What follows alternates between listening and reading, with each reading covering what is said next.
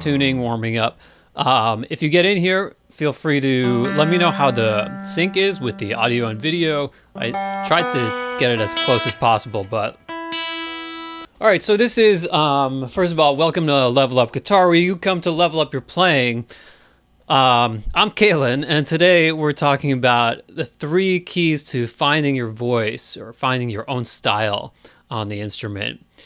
So I want to jump right in here with the first one, which is to build more vocabulary. So just some examples of vocabulary I've been working on lately is, I guess you could say it's in the style of Albert Lee if you had to say it was in the style of someone, but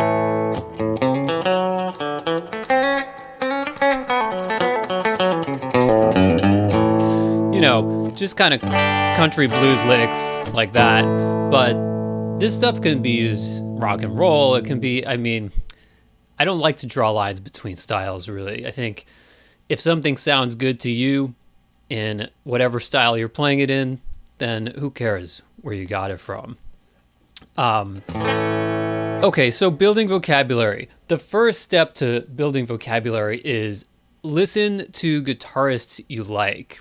And whether that's Mick Taylor, Jeff Beck, David Gilmour, make sure you're listening and make sure you're doing active listening, because it's so easy to put on a record while you're working. You want to actively listen because that's the only way you're going to be able to say, oh, that idea there, that was cool. And maybe even, you know, hit pause and say, what was it? It was...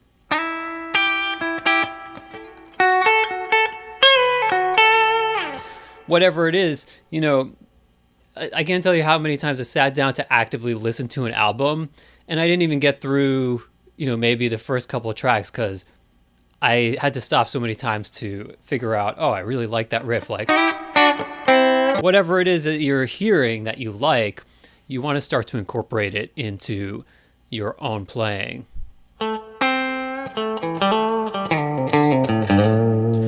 So listen critically. Make a note of what you like, but also what you don't like. A lot of people emulate other guitarists and will just copy their phrasing note for note. And that's fine. If you're learning somebody else's solo, I think especially for beginners, it's useful to learn other people's solos. But if you're critical and you take 3 or 4, a handful of guitarists you like, take some different ideas from each of them, and you put your own spin on it then. Change maybe the beginnings and endings of some of the phrases. If the phrase is, for example, you know, then maybe you go... basic example, but, you know, different beginning to that, or...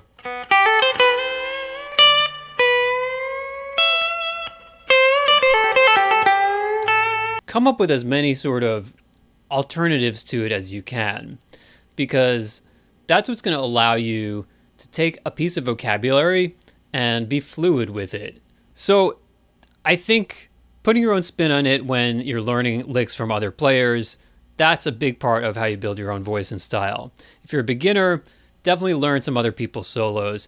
But if you're an intermediate player, start to make up your own ideas based on, 1, what you're hearing in your head, and 2, and this is important, what feels good ergonomically to play. So this has been a big thing for me lately, which I kind of realized that I like an ergonomic approach that is more legato than how I realized I had been playing for many years. So I'm trying to play phrases that have a lot of hammers and pull-offs, a lot of bending, and a lot of position shifts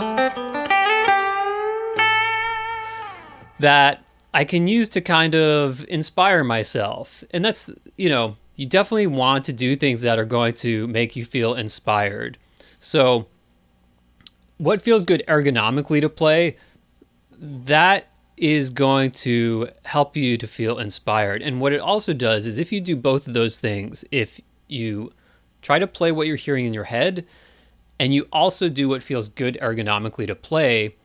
The two of those together should create an interactive kind of a game where you end up surprising yourself. And because the end result, it's not just what you originally were thinking. So I can't tell you how important that is. Surprise yourself. That is the key to feeling inspired, and I didn't realize that for a long time.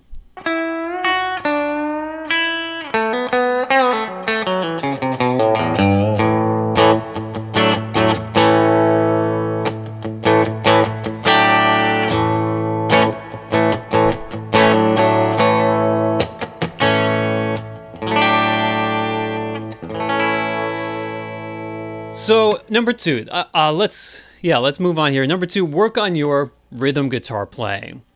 Most people think that finding their voice is all about soloing, when 9 out of 10 times, the greatest soloists are also great rhythm players.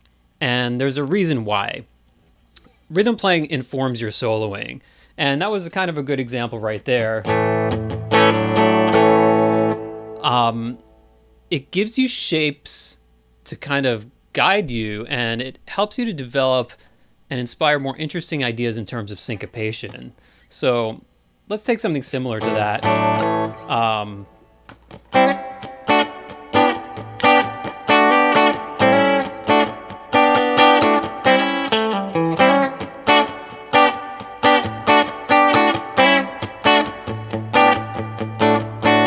If you try to take the idea of that and put it into something that's more of a single note solo,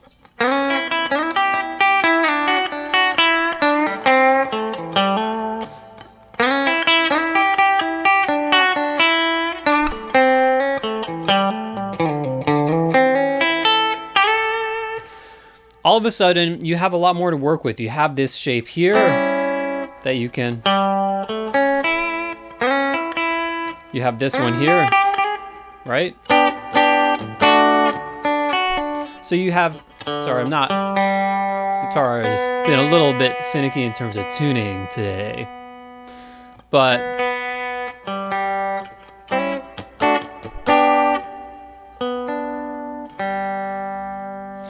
and that's also, that phrase I was talking about earlier. That's where that comes from. So there's a lot you can get out of working on your rhythm playing. Try to come up with interesting and unique ideas in the context of playing rhythm guitar.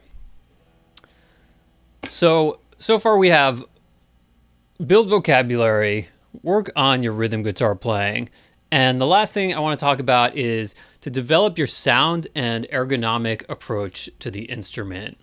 Again, it sounds like two things, but they go hand in hand. Your ergonomic approach is going to determine your sound to some extent, right? If you want to do a lot of legato playing, or maybe you want to articulate more of your notes,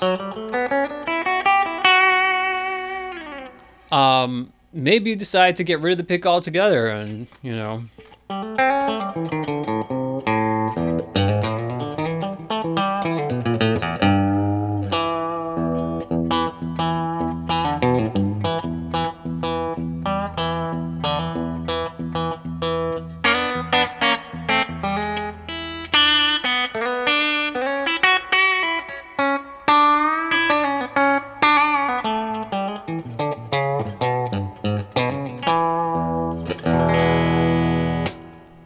So figure out what ergonomic approach you want to take. And, I'm not saying you need to choose one, but the point is experiment, because you have to try different things in terms of your physical approach to the instrument. It's the only way that you're going to figure out what you want to do, like what works well for you, in terms of fingerstyle playing, what works well for you in terms of flat picking.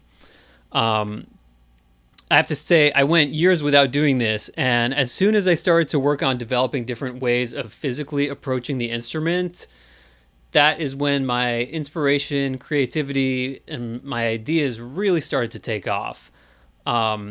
It's like, it's that moment when you realize, oh, I can do it this way. For me, economy picking was actually a big, one of those moments for me. Like, okay, so that is an E blues phrase that we've all played before. But I realized, what if I play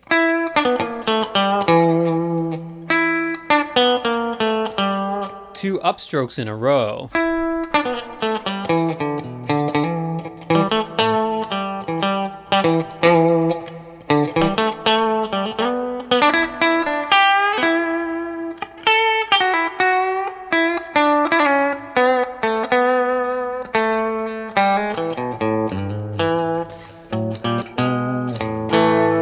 Any technique, whether it's, oh, I want to do a lot of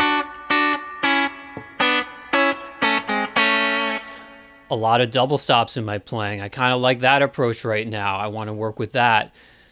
Take whatever you're doing and go all the way with it. You have to experiment and you have to work on things.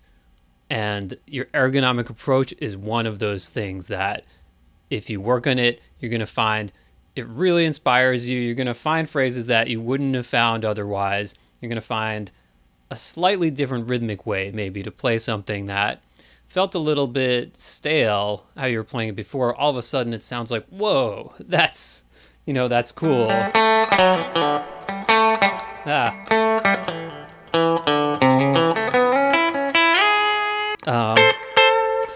So that's most of the lesson for today. I think so. Yeah, build vocabulary, work on your rhythm guitar playing, and develop your sound and your ergonomic approach.